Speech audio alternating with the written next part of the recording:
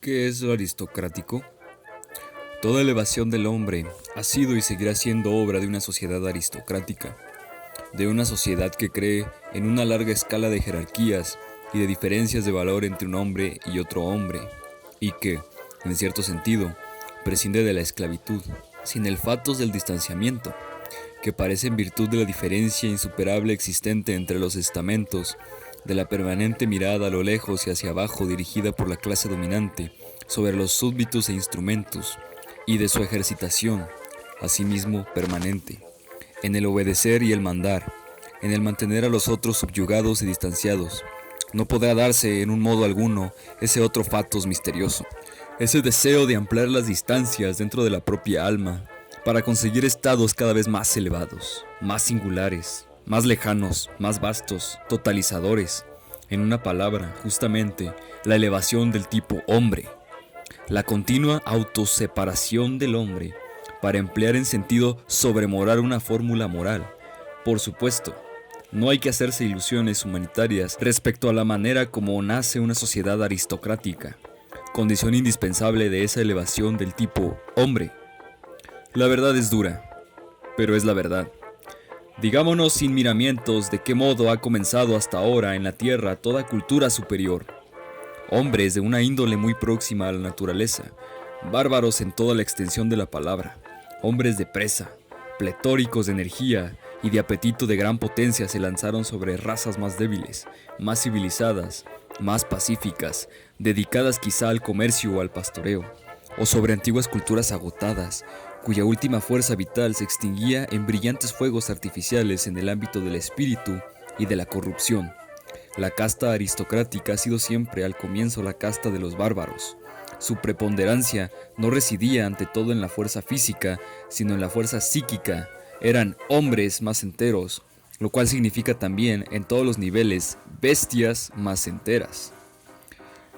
La corrupción, como expresión del hecho de que dentro de los instintos amenaza la anarquía y de que el fundamento de los afectos, lo que llamamos vida, se haya quebrantado. La corrupción es algo radicalmente distinto según sea la realidad vital en que se muestre. La corrupción se da, por ejemplo, cuando una aristocracia, como la francesa en los inicios de la Revolución, rechaza con un gesto sublime sus privilegios y se inmola en aras de un sentimiento moral de suyo desenfrenado.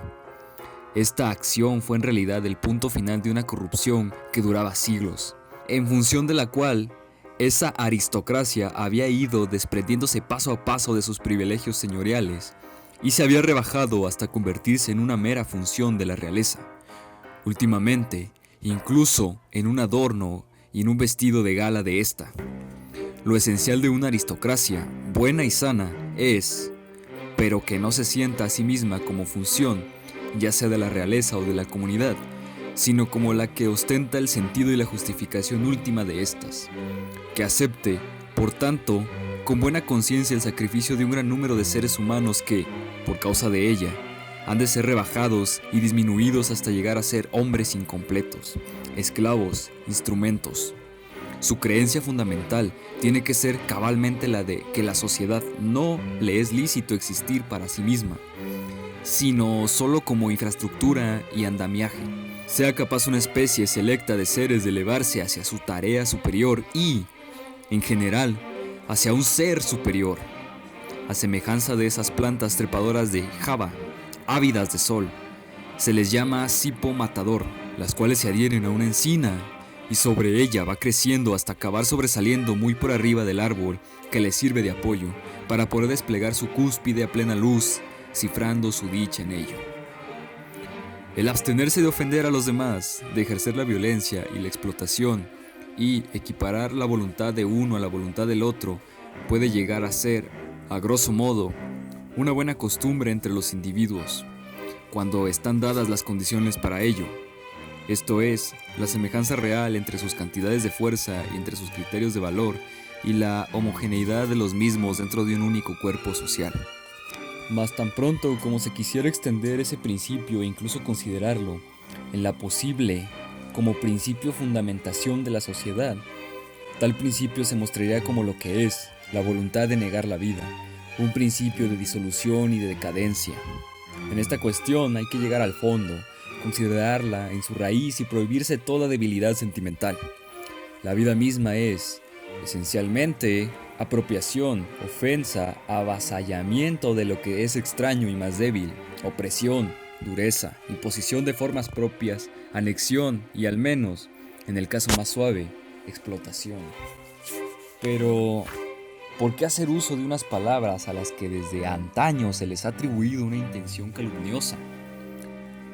También aquel cuerpo dentro del cual, como hemos supuesto antes, tratanse los individuos como iguales, como es el caso de toda aristocracia sana, está obligado a realizar todo lo que los individuos que la componen se abstienen de hacer entre sí, cuando tienen frente a otro cuerpo, siempre que aquel esté vivo y no moribundo.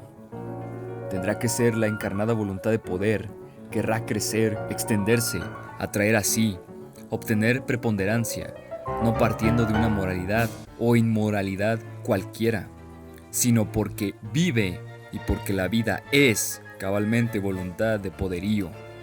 Pues bien, no hay una cuestión en la que la conciencia común de los europeos se resista más a dejarse demostrar que está. Hoy se fantasea en todas partes, incluso bajo disfraces científicos, con estados venideros de la sociedad en los cuales desaparecerá el carácter de explotar. Esto me suena como si alguien prometiera inventar una forma de vida que se abstuviera de toda función orgánica. La explotación no forma parte de una sociedad corrompida o imperfecta y primitiva. Forma parte de la esencia de lo vivo como función orgánica fundamental. Esa consecuencia de la auténtica voluntad de poderío, la cual es cabalmente la voluntad propia de la vida. Aún aceptando que esta sea una tesis innovadora, lo cierto es que constituye el hecho primordial de toda historia real. Seamos bastante honrados como para reconocerlo. Habiendo pasado revista a los múltiples morales, desde las más perspicaces hasta las más ordinarias, que han dominado o siguen dominando en el mundo, he descubierto ciertas características que se dan siempre juntas y se relacionan entre sí de una manera que permite resumirlas a dos tipos fundamentales, los cuales revelan una distinción básica. Hay una moral de señores y una moral de esclavos. Rápidamente diré que en todas las culturas más elevadas, así como mezcladas, se dan conjuntamente intentos de mediar entre ambas morales, que con mayor frecuencia ambas se confunden o se interpretan erróneamente entre sí, y que a veces se yuxtaponen de una manera tosca, incluso en un mismo sujeto, en el interior de un mismo espíritu. La diferencia entre los valores morales nació, o bien en el seno de una casta dominante, que tomó conciencia, con satisfacción, de su diferencia respecto de la casta dominada, o bien en el seno de los dominados, los esclavos o subyugados de todo tipo. En el primer caso, esto es, cuando los señores, los que definen el concepto de lo bueno, se entiende que lo distingue a la vez que jerarquiza son los estados del alma elevados y orgullosos. El aristócrata aparta de sí a las personas en las que se manifiesta lo opuesto a esos estados elevados y orgullosos, los humilla. Fácilmente podemos observar que en esta primera clase de moral, la oposición entre lo bueno y lo malo es semejante a lo que existe entre lo aristocrático, al igual que lo despreciable. La oposición entre lo bueno y lo perverso tiene otro origen. Se ofende al cobarde, al medroso, al tacaño, al que no piensa más que en la utilidad, así como al desconfiado que tiene una mirada servil, al que se humilla, al que se deja maltratar como un perro, al halagador que mendiga y, principalmente, al embustero. Los aristócratas tienen una creencia primordial. Piensan que la plebe es embustera. Cuando los aristócratas de la antigua Grecia se referían a sí mismos, decían: nosotros los veraces. Está claro que, en todas partes, primero se aplicaron los calificativos morales a los seres humanos y, más tarde, por extensión, a los actos. Ello nos señala como un gran error el que los historiadores de la moral comiencen haciendo preguntas como ¿Por qué se ha exaltado siempre un acto de misericordia? La casta aristocrática advierte que es ella misma la que determina qué es lo valioso y qué no necesita que nadie se le autorice. Su juicio es: lo que me daña es dañino en sí. Sabe que es ella la que confiere toda dignidad a las cosas, que es ella la que crea los valores. Honra todo lo que descubre que da en ella. Una moral así consiste en una glorificación de sí mismo. En ella destaca la sensación de plenitud, de poder que quiere desbordarse, de dicha debida a una extrema tensión interior. Es la conciencia de una riqueza que se desea repartir y prodigar. El aristócrata ayuda al necesitado, pero nunca, o casi nunca, por compasión, sino por un impulso de poder en extremo abundante. Al honrarse a sí mismo, el aristócrata honra al poderoso, incluyendo al poderoso que tiene poder sobre él, que sabe hablar y guardar silencio, que goza siendo severo para consigo mismo y respeta todo el que es también severo. Una antigua saga escandinava dice: Gotan ha puesto en mi pecho un corazón duro. Esas eran las palabras más poéticas que, legítimamente, brotaban del alma de un orgulloso vikingo. Un tipo de hombre así se siente orgulloso de no estar hecho para la compasión. Por eso, el héroe de la saga añade esta advertencia: quien de joven no tenga un corazón duro no lo tendrá jamás. Los aristócratas y hombres valerosos que así piensan se encuentran en las antípodas de esa moral que considera que lo característico del acto moral es la compasión, la abnegación o el desinterés. La confianza en uno mismo, el estar orgulloso de uno mismo, el ser enemigo radical del desinterés y el adoptar una actitud irónica frente a este, son, efectivamente, parte integrante de una moral aristocrática, al igual que mostrar un leve desprecio y una cierta precaución frente a la compasión, a la vez que frente a las personas de buen corazón. Únicamente los poderosos saben muy bien lo que es honrar. Esto radica en su arte, el ámbito de su inventiva, el profundo respeto por la vejez y por la tradición.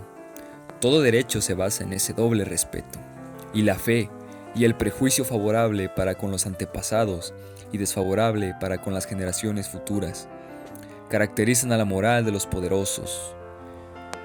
Cuando, por el contrario, los defensores de las ideas modernas creen casi por instinto en el progreso y en el futuro, y cada vez respetan menos a los ancianos, este es un índice suficiente del origen no aristocrático de dichas ideas. Con todo, lo que resulta más extraño y más difícil de asimilar al gusto vigente es ese precepto fundamental de seres que dominan, según el cual solo tenemos deberes para con los que son iguales a nosotros, mientras que, frente a los individuos de rango inferior, así como a los extraños, podemos obrar como nos agrade o como nos dicta el corazón, y en cualquier caso, más allá del bien y del mal. La capacidad y el deber de agradecer de una forma perdurable y de vengarse de una forma perpetua, siempre entre iguales exclusivamente.